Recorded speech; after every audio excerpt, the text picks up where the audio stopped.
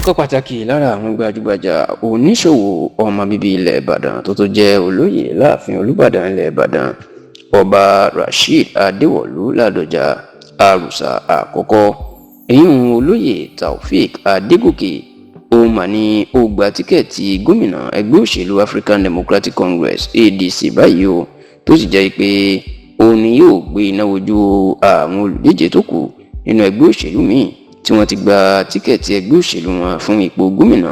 ìpínlẹ̀ Ọ̀yọ́ tó ń bọ̀ lóṣù kejì ọdún tó ń bọ̀ tó sì jẹ́ pé níṣe òun ni Taofeek Adégòkè ló fi ẹ̀yìn ẹni tó jẹ́ olórí òṣìṣẹ́ gómìnà Ṣèyí Mákindé ti ìpínlẹ̀ Ọ̀yọ́ tẹ́lẹ̀ olóyè Bísí Ìlàkà ló fẹ̀yìn ẹ̀jẹ̀lẹ̀ nínú ètò ìdìbò abẹ́lé ti ẹgbẹ́ òṣèlú ADC tí ó wáyé nínú ọ̀sẹ̀ tí a wà nínú èyí náà. ẹ rántí wípé olóyè Taofeek Adégòkè gbajúgbajà oníṣòwò ni òun sì ni olùdásílẹ̀ iléeṣẹ́ rédíò Solution FM tí òkìkí tiẹ̀ náà tó ti ń tàn nínú ìlú Ìbàdàn bẹ́ẹ̀ inú tó jẹ́ ọ̀kan pàtàkì lára àwọn olóyè láàfin ọba Rasheed Ládọjà èèyàn pé òun náà wà lára àwọn tí wọ́n jẹ́ ìjòyè ní ìlú Ìbàdàn bẹ́ẹ̀ ni olóyè Taofeek Adégòkè ó tún jẹ́ ẹni tí ó máa ń náwó tó bá ń fowó ṣàánú èyí tó jẹ́ pé ọ̀pọ̀ àwọn ọmọ bíbí ìlú Ìbàdàn kí wọ́n fẹ́ràn ẹ̀ ṣá o nínú ètò ìdìbò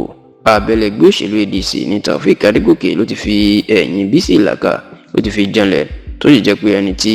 ó jẹ́ alága ètò ìdìbò ẹgbẹ́ òṣèlú ADC ìpínlẹ̀ Ọ̀yọ́ ọ̀gbẹ́ni Abdulrasaq Salinsile òun ló kéde àbájáde ètò ìdìbò náà nínú àbájáde ètò ìdìbò tó kéde ó ní ìbò 14,451 68,051 votes ó ní olóyè Taofeek Adégòkè ní bẹ́ẹ̀ ló ní Bísí Ìlàkà ló ṣe ipò kejì tóun ní ìbò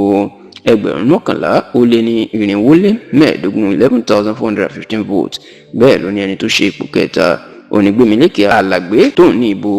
241 votes ẹni tó ṣe ipò kẹrin òun ni kọmíṣánná ọ̀rọ̀ ìlera ní ìpínlẹ̀ Ọ̀yọ́ tẹ́lẹ̀ dókítà Abdulazeez Adédọ̀tán òun ní ìbò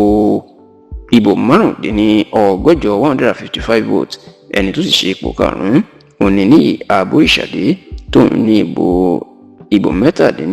67 votes ṣáò Bísí Taofeek Adégòkè òun ni ó figagbága pẹ̀lú olùdíje ẹgbẹ́ òṣèlú APM tí gómìnà Ṣèyí Mákindé fà sílẹ̀ ìyún Bímbọ́ Adékànbí tó sì jẹ́ pé òun náà ni ó tó figagbága pẹ̀lú olùdíje tí ẹgbẹ́ òṣèlú APC fà sílẹ̀ ìyún sẹ́nitọ̀ Sharafadeen Ali